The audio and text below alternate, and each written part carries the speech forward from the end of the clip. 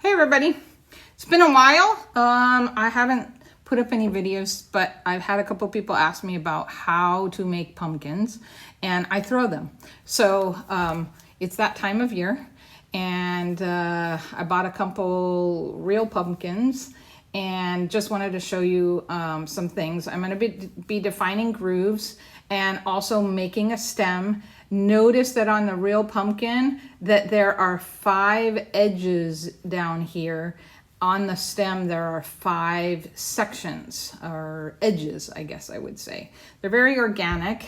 I'm gonna demo how to throw them, and then I'll try and quickly show you how to put in all those grooves on the second day. The throwing happens and then it has to get leather hard. So I do have one that I threw yesterday and have begun to define it.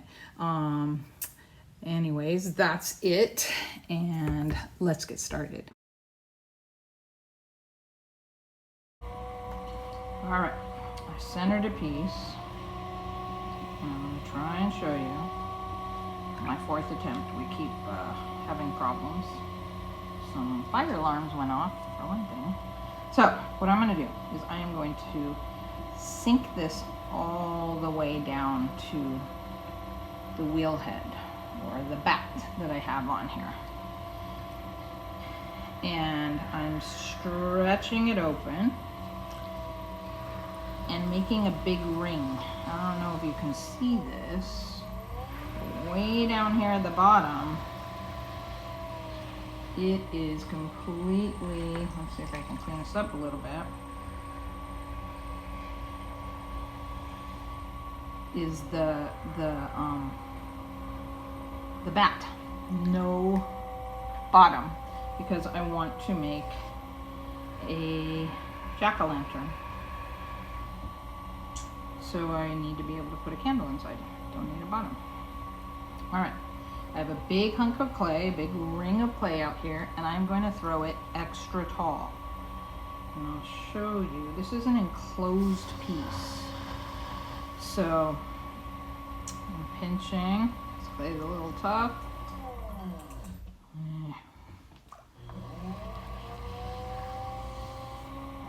I'll try and show you how I'm throwing, but my bat's a little bit loose because I'm not using a pin. Anyways, what I'm doing is I'm pulling up the walls, make them nice and extra thin. Not extra thin, thinning them out is what I'm doing right now. I want to go extra tall. And whenever you enclose a piece, you're like making a perfect sphere. I've made pieces like this where it did have a bottom and it was a toothbrush holder or paintbrush holder, something like that. You need extra.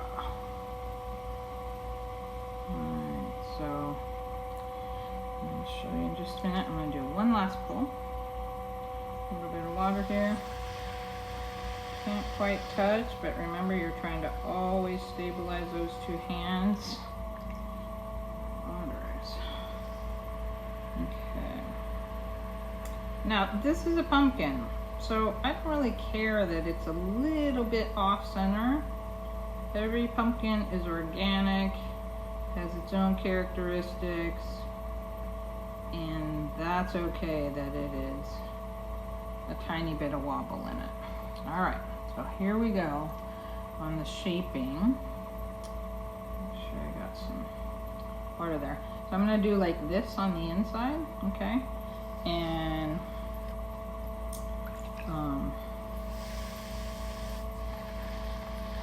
begin to give it some pumpkin shape on the outside.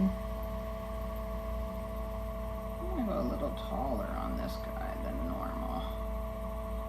I want to make him a jack-o'-lantern. Sometimes I make him too short, too squat.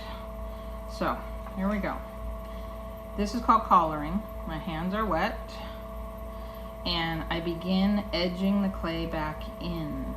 So you gotta keep those hands wet and allow the clay to kind of unshrink. and meet back together. That's why you have to have it extra tall, because as you do that, you start to lose your height. So, all right, here comes the meetup. Now on a pumpkin, you're actually going to use this. Normally, if you weren't making a pumpkin, you would probably cut this part off because you don't need it. But this is going to become our stem. So, I'm going to make sure I'm happy with the shape. I have a credit card here. And I'm going to try and take off the throwing marks.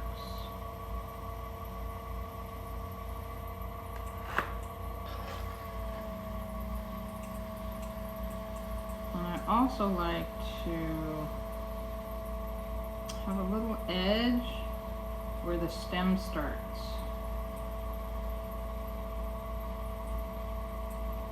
When it's leather hard, I'm going to show you how to deal with that. But as I said before, the pumpkin has 5 edges to the stem. We have 5 fingers, so a little bit of wetness.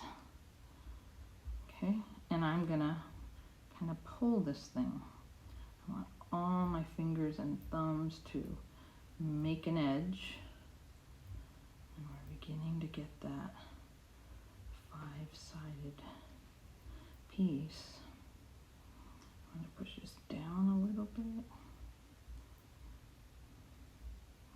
And then you can turn it and do something like that. I'm going to clean parts of this up, but I'm going to probably wait till it's leather hard, as I have a lot more to do on this. It has 5 edges, but it has 5 times 2. It has 10 grooves that I'm going to be making soon. Have to wait till it gets leather hard to do that. For you, it'll be a moment. For me, it'll be a day.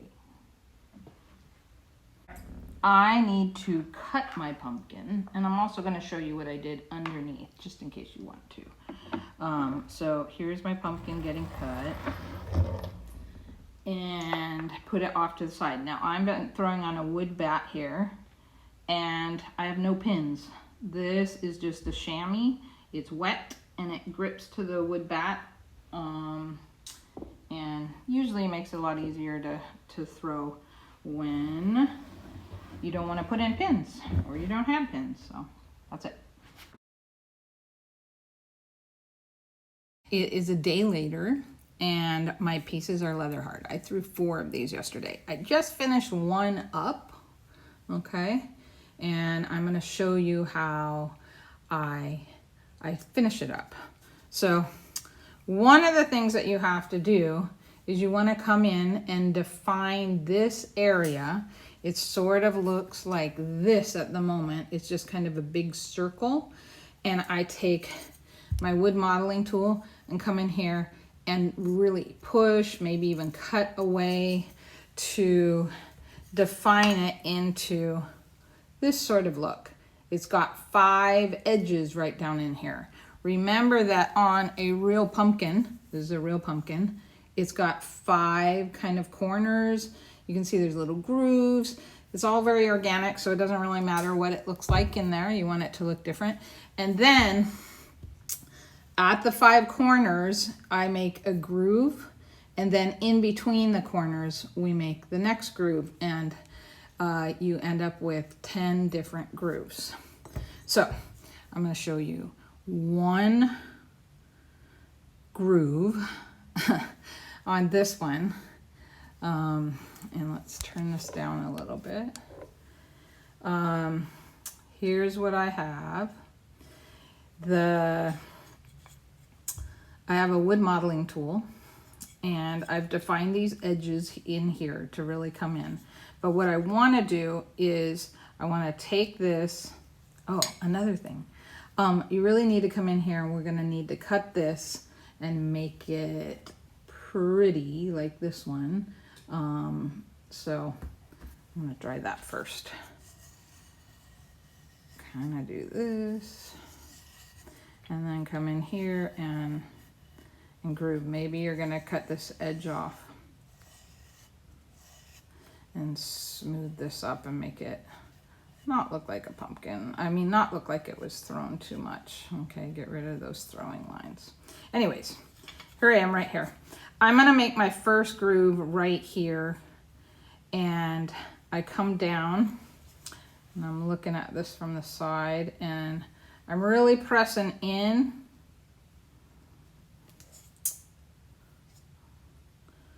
And I like to come back with either the corner at the bottom of the rib, this is the bottom, or you could do this corner as well and come in and define this. And then I'm pushing down the groove, okay? Pulling those burrs, the things that kind of come up, and define that so that it goes all the way to the bottom, and then you're getting rid of the crumminess. This is what a good potter will do. Take the time. And then I like to come back with this and make one more kind of groove down. And I don't know how that looks, if I need to do it a little bit more, but you can see that groove kind of going down the piece. I usually do the 5 corners first, and then I come back like on this one. So I've done the 5 corners, and then I come back and I can split this area in half and do the halfway one. The last thing I do is I come back to my stem, okay? And usually out in the field, they are cutting with a sharp knife. So I will cut this sort of sharp-like, and then I like to take, you know, something that can make these little dotted organicness to it. I used to teach science, but I can't remember the words. This is where the water gets into the pumpkin through these little veins. So they're a little bumpy right in here, okay? So I just like to put a little bump in there and give it a little bit of organicness. Anyways, that is how I do it. And I want to get this video out, so I'm probably not going to put any results on this, just because by the time results come out, it will be way past time for you guys to be able to make some. So I'm hoping you guys have fun making these. Happy harvest, happy Halloween, and thanks for watching. Bye.